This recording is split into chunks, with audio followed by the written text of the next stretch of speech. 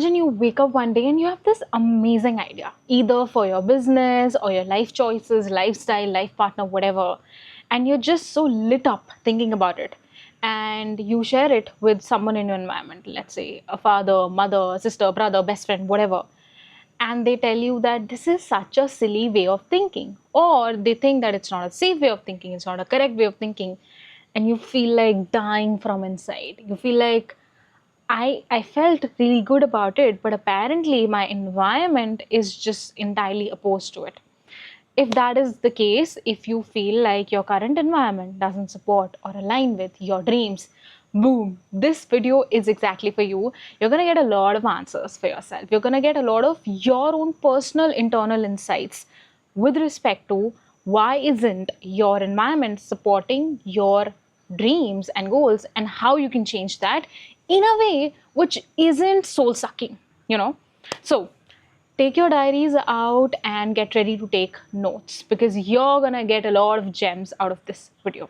Now, we usually get into one of the two responses when something like this happens. Number one is we get into a fight mode.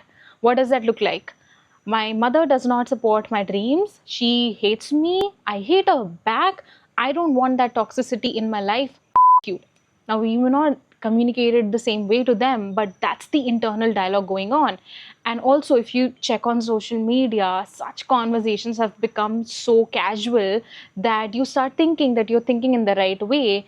They are wrong, you are right, you're the victim. Now, there's nothing wrong with this, and whatever emotions you're feeling right now are entirely valid because you're feeling them, right? The problem with this response is it's not freeing you. It's in fact caging you in your own opposing emotions. So you think that you are getting more freedom and space by hating them and blaming them. You're in fact caging yourself with these emotions, right? And second response is we just give in to what our environment tells just because it's more comfortable, it's easier. You don't have to question your own belief system. You don't have to question your environment's belief system. You don't have to have difficult conversations with yourself and people in your environment. Now, the problem with this particular state is that it is not freeing you as well. It is again putting you in a cage which is constructed by someone else, right? Nothing wrong with it. You don't have to drastically change your life. This video is only for those people who have gotten aware that these are the scenarios in their life. And there's a possibility that you could be in both the scenarios, sometimes in one, sometimes in the other, right? So first, just get clear of what is actually happening right now. Cool. And also get clear of what is the impact of being in either of those scenarios. Because if you don't get aware of the impact, and if you want to straight away jump into a solution, it's not going to be sustainable. And let me tell you, I've been in both the scenarios multiple times in my life whenever I've decided to make a big change. Your environment is made up of people who have their own biases, just like you have your own biases, right? They're gonna respond to your choices based on their own life that has been so far, their own values, their own fears, and their own meaning of love. A lot of times when someone doesn't support you, they're coming from a space of love, which is translated in terms of let me pull you back so that you're safe, and I am doing my responsibility of keeping you safe. And a lot of times parents do that. So are you ready to understand how to change this? Now, let me tell you, I wouldn't be giving you any such tools of go and talk to your parents and convince them this way, or write a letter to them, or sit down with them every day and tell them about your goals and dreams.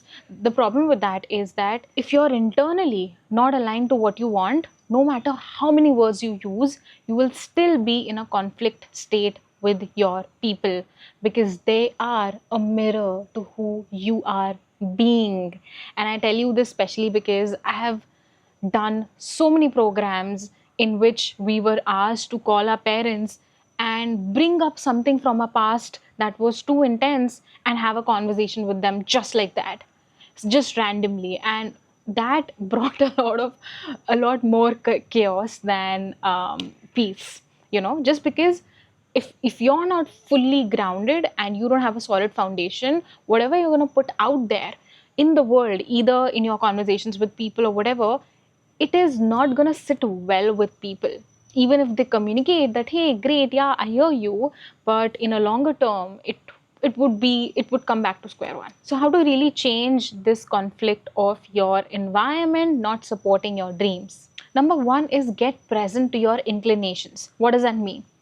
If you don't even know what you want and who you are, how are you going to go to your parents or anyone else who is in a completely different reality altogether and get them convinced for your dreams? You don't know what you want, right? So number one is get fully clear with what you want, and that's a process in itself. It has so many shades, it has so many directions, it has so many angles to it, because our subconscious is not as linear as we think it is, right? So how can you do this? Number one is get present to what you're inclined towards on a day-to-day basis. What do you pay attention to that gives you that that feeling of, wow, this is amazing? I'll give you an example. When I was doing an internship, which was more like a job at a big four, I started observing that the partners in that organization were the ones who were not doing the most work, but they were having amazing conversations with CEOs of the clients, right? They were handling the team, etc. Whereas my managers would be doing the most work. They would be working from morning till night. And I started questioning that, would it be more satisfying to be in charge of the input you give and the output you produce, right? And the partner is sitting there in their cabin, not just randomly. They did the work, it came at a cost, and they reached there. And that's when I realized that the dream that I had seen just before that, being part of this company and then taking a promotion, going to next level, and getting to a partner level, I don't think this is for me. I want to create something entirely of my own. And at that time, I had no direction, no particular vision, but just paying attention to this inclination got me really far. Now, second thing you will do is you will find evidences supporting your dream. Now, we usually think that the dream that I have is just like so much in isolation, because you don't know people around you doing the same thing, living the same life, right? Your environment is just like completely different. Let's say your environment believes that you should study really, really hard, get really good marks, and then get a 9 to 5 so that you're safe and secure, so that you can get married and then you can have kids by this age, this age. Let's say that's your normal reality. And now what you are dreaming of is doing your own thing, having your own business. You will have moments of, what the fuck am I even thinking? This is not real for me, it's real for other people. Now, how to break this conflict is by exposing yourself to people who are already doing and living the life that you want to live. In this era, it's the easiest to reach out to someone. Accessibility is the cheapest thing today, right? You have YouTube, search videos online. When I was creating a life of being a digital nomad, which means being location independent, I would go on YouTube and watch such videos. Really understand what are they doing, how are they leading life, and what's the visa situation like, because a lot of people have this question, and I did too, right? I started following such people on social media, I started asking them questions, and even if that did not serve me directly in my vision, I started getting this understanding that my dream is so normal for these people. Why am I even hyping it up? Just because no one in my environment lives that way, that doesn't mean that it's not normal, right? It's normal for a lot of other people on this planet. Third thing that you will do is practice your dreams mentally and physically. Now, what this is doing is it is really strengthening your own foundation even before you go out and have a conversation with people in your environment, with your parents or whoever, right? So, how do you practice your dreams mentally? Three things. One, visualization. Now, I know it's overly talked about, but it is one of the most effective ways to convince your own subconscious of the reality that you want to create. Second thing that you can do is you can do goal scripting every day. So when you wake up, open your journal and see your life from the point where everything that you want is already done, and write it in present tense. And third thing that you can do is practice act as if, in which you speak, act, behave in a way that what you want is already done. So you're convincing all your five senses that, oh, this is already done. If you want to learn more about these tools and practice them yourself on a daily basis, then you can check out our free program. It's called Create Life on Your Own Terms. And I have covered these 3 tools and a lot more, like visualizations, meditations, etc., etc. Amazing exercises that will really clear your head out and also get you started on that alignment journey with your dreams, right? Moving on. Now, how do you align yourself physically with your goals? There is so much available right now in your city, no matter which city you're living in. Online events, offline events, go attend them. Reach out to people and just do one-on-one meetings with them, and you will be surprised how much people love giving guidance. Go to places where you want to create your life, right? I would watch videos of Bali, Australia, South American countries, just to give myself that mental picture of, oh, this is what it looks like. I went on Airbnbs and just scrolled through heart marked, what is called heart, like whatever, right? And I visualized myself living there. I made queries with people that, hey, do you do this? How do you do this? Right? Started having conversations with them. Physically put yourself in environments which tell you that this is normal. If it's not normal for you, it's fine, it's normal for someone else. Now, moving on, we're now progressing in your external environment, and we will only do that when you have a strong foundation internally for your goals, for what you want, right? I want you to now set an intention for your environment. Let's say your parents don't support you for now. What kind of relationship do you want with them? Knowing that you will anyway be following your heart, you will anyway be following your dreams. So when I was shifting my careers, I am a chartered accountant, and that in itself is quite difficult. And I decided that I want to be a mindset coach full time. That's my passion, that's my business, and I'm doing it. And I had clients even then. There was still some conflict with my parents. And it's totally understandable because they had no idea about my industry, right? They thought that it is good as a hobby. Now I started having these internal dialogues with myself that this is so bad. Why are they not supporting me? They've always supported me, blah, blah, blah, blah, blah. One day I just paused everything and I asked myself, what is my intention with them? What kind of relationship I want with them, knowing that I'm following my dream. And the word that came up was harmony. I want harmony with them. I want to see them supporting me. I want to see them being inspired by things I am doing. And I want to be inspired by things they are doing. And this beautiful co-creation happens where we are uplifting each other. The moment I got that clarity, that dialogue in my head stopped, which would keep saying that they're not supporting you, they're it completely stopped. And that completely changed our relationship, because even when I did not have that conversation with them that, hey, this is what I want to do, just support me, I saw a shift that they slowly started supporting me. I started seeing those cues. I started hearing those conversations from them.